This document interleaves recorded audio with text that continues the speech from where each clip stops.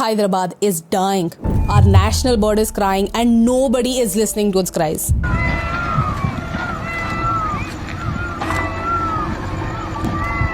ये वीडियो देखने के बाद मुझे रोना आ गया। मुझसे पूरा वीडियो देखा भी नहीं गया। हैदराबाद यूनिवर्सिटी की 400 एकड़ की जमीन तेलंगाना गवर्नमेंट ऑक्शन करना चाहती है। वो उस एरिया को एक आईटी पार्क के लिए यूज करना चाहती है। मुझे पता है ये वीडियो हमारे बाकी वीडियोस जैसे बिल्कुल नहीं है, इसमें कोई मसाला नहीं है, तो 99% लोग इसे स्किप करेंगे। लेकिन अगर आप उन 1% में से हैं जिन्हें देश की परवाह है, और देश की ही क्यों पूरी दुनिया की परवाह है, तो इस वीडियो को एंड तक देखिए। शायद हैदराबाद का सच जानने के बाद आपको भी रोना आ जाएगा।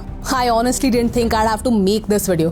As a person from Mumbai, मुझसे 400 एकड़ जमीन imagine भी नहीं होती. For all the people who keep claiming that the people of the South are educated, this doesn't look like education. This looks like corruption. Students, faculty, environmentalists पिछले कई दिनों से प्रोटेस्ट कर रहे हैं, लेकिन पुलिस बस इन प्रोटेस्टर्स को निकाल रही है ताकि बुलडोजर्स अपना काम कर सके। तेलंगाना सरकार कहती है कि इस एरिया में कोई मेजर एनिमल्स नहीं है, कोई टाइगर नहीं है, कोई डियर नहीं है। लेकिन I want to take this moment to inform the respected CM कि हैदराबाद यूनिवर्सिटी खुद कहती है कि वहाँ 700 से ज्यादा flowering plants, 10 species of mammals, 15 species of reptiles और 200 से ज्यादा बर्ड्स की स्पीशीज हैं। इनफैक्ट ये हमारे नेशनल बर्ड पीकॉक का एक हैबिटेट है। ऑपोजिशन मानती है कि पिछले हफ्ते लॉन्ग वीकेंड था। रमजान, ईद, गुड़ी पाड़वा, इन सारे फेस्टिवल्स की वजह से कोर्ट्स 4 दिन के लिए बंद थे और इसी समय तेलंगाना गवर्नमेंट ने एक घातक कांड करने का सोचा। तेलंगाना की सरकार ने इस इशू पर कई यू टर्न्स लिए हैं। पहले उन्होंने कहा कि यहाँ पर कोई वाटर बॉडी नहीं है। फिर जब वाटर बॉडीज की फोटोज सामने आए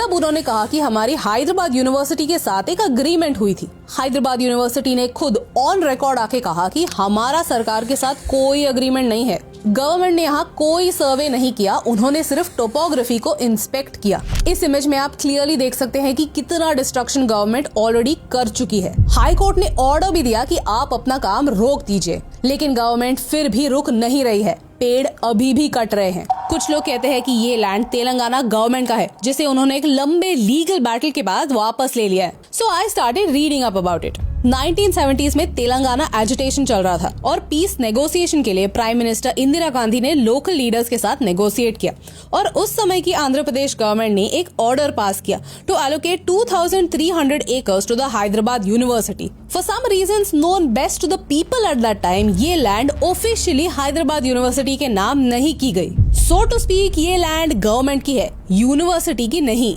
2004 में यही 400 एकड़ IMG भारता को एलोकेट किए थे to build a sports complex with the idea that this was a subsidiary of a US based company. लेकिन 2005 में पता चला कि ये कंपनी फ्रॉड है, उनका US कंपनी से कोई लेना देना नहीं और ये लैंड कोर्ट केस में अटक गया। अब 2024 में हाई कोर्ट ने कहा कि जो लैंड IMG भारत को एलोकेट किया है वो इलीगल है and the land belongs to the state government. Land state government का है क्या? इसका ये मतलब है कि वहाँ का जंगल नष्ट करके एक कॉन्क्रीट जंगल बनाया जाए? Like how does this make sense?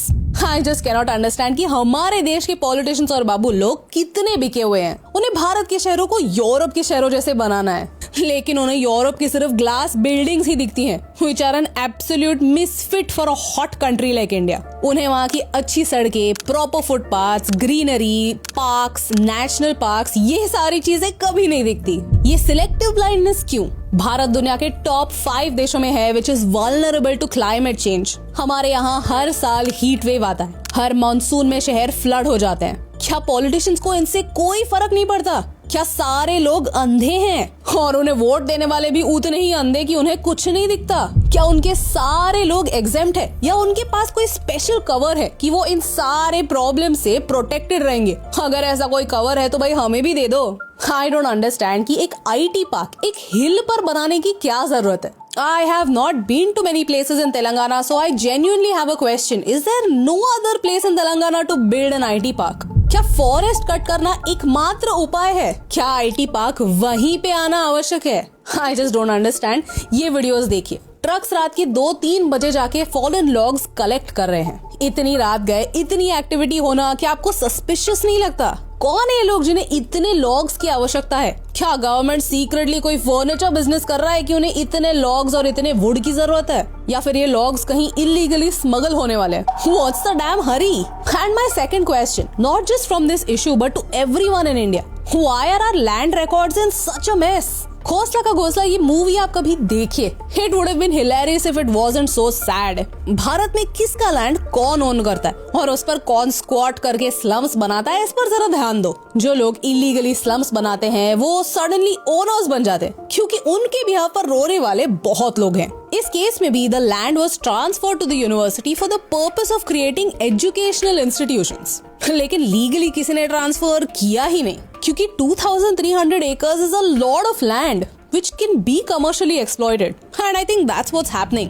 University के 2300 एकर्स में से 800 एकर्स ऑलरेडी दिए जा चुके हैं और बचे 1500 एकर्स में से 400 एकर्स फिर से कार्व आउट करने की बात हो रही है। यही वो 400 एकड़ है जिनकी अब बात हो रही है। This whole issue wouldn't have happened if the university owned rights to all of its land in the first place. हमें जरूरत प्रॉब्लम्स की नहीं सॉल्यूशंस की है। इसलिए पिछले 4 सालों से हम शुभजीत सर के साथ मिशन मैंगो कर रहे हैं, जहां हम लोगों से मैंगो सीड्स कलेक्ट करते हैं, उनसे प्लांट्स जर्मिनेट करते हैं, ग्रो करते हैं और बिलो पॉवर्टी लाइन फार्मर्स को हम डोनेट करते हैं। और पिछले 4 सालों में हमने 1,60,000 पेड़ लगाए हैं। भारत में कितने पेड़ कटते हैं ये हमारे हाथ में नहीं है, लेकिन कुछ पेड़ लगाकर इतना तो हम कर ही सकते हैं। अगर आप भी इस साल मिशन मैंगो का हिस्सा बनना चाहते हैं, शुभजीत सर की मदद करना चाहते हैं, तो इस एड्रेस पर अपनी आम की गुठलियां भेजना स्टार्ट कीजिए। हमारे इंस्टाग्राम पर पूरे डिटेल्स आप देख सकते हैं। ये नंबर निराशा के सागर में बस एक बूंद है, मुझे पता है, लेकिन फिर भी मैं चाहूंगी कि और लोग ऐसे प्रोजेक्ट्स शुरू करें ताकि उन्हें पता चले कि एक पेड़ को जर्मिनेट करने में, उसे ग्रो करने में कितनी एफर्ट लगती है, कितना मेहनत लगता है। So that when they know how hard it is to grow a tree, they will think twice और 10 times before cutting a tree. एक पेड़ काट दिया और 10 सैपलिंग्स लगाए, दिस डजंट मेक सेंस। ये सच है। In conclusion I just want to say कि we can't eat money, we can't breathe money, we can't take money with us when we die. ये हम कब समझेंगे? हर एक डिसीजन को सिर्फ और सिर्फ मॉनेटरी पर्सपेक्टिव से ही देखा जाता है और इसीलिए शायद हमारे शहर आज इतने ब्रोकन हैं, क्योंकि सारे पॉलिटिशियंस और बाबू लोगों को लगता है कि फॉरेस्ट अपने आप बन जाएंगे, हवा अपने आप साफ हो जाएगी और पानी के बारे में तो ना ही बोले तो अच्छा है। द बिगेस्ट इशू इज सबको सिर्फ और सिर्फ पैसा बनाना है विदाउट रियलाइजिंग कि हम ह्यूमंस कुछ नहीं है। जब नेचर अपना गुस्सा दिखाती है तब कोई नहीं बचता, चाहे वो फ्लड्स हो, ड्रॉट्स हो, हीट वेव हो, अर्थक्वेक हो। हम नेचर के सामने कुछ नहीं है। नेचर के सामने हमारी कोई औकात नहीं है। हमें ये समझना ही होगा कि ये दुनिया सिर्फ हमारी ही नहीं है, सारे प्राणी पक्षियों का भी घर है। जो इंसान इनकी चीखें नहीं सुन सकता, इनके आंसू नहीं देख सकता, वो इंसान नहीं है। पिछली जनरेशन से होप करके कोई फायदा नहीं है। ग्रीड ने उनकी आंखों पर पट्टी बांधी है, जिससे हमारा कल आने वाला विनाश वो आज नहीं देख सकते। अगर भारत को कोई होप है तो वो हमारी अगली जनरेशन से है, जो मैच्योरिटी से समझ पाए कि वसुधैव कुटुंबकम का असली मीनिंग क्या है। मुझे पता है कि 99% लोग इस वीडियो को एंड तक नहीं देखेंगे और जो देखेंगे वो शायद समझ नहीं पाएंगे, लेकिन अगर आप उस 1% में से है जो दुनिया का दर्द समझ सकते हैं तो इस वीडियो को शेयर कीजिए। इसे अपने दोस्तों और फैमिली के साथ शेयर कीजिए। Tag your favourite celebrities, influencers, leaders, क्योंकि एक के करने से क्या फर्क पड़ता है, लेकिन एक के करने से बहुत फर्क पड़ता है। और इन दोनों लाइंस में सिर्फ एक का फर्क है, and that's the reason why फर्क पड़ता है।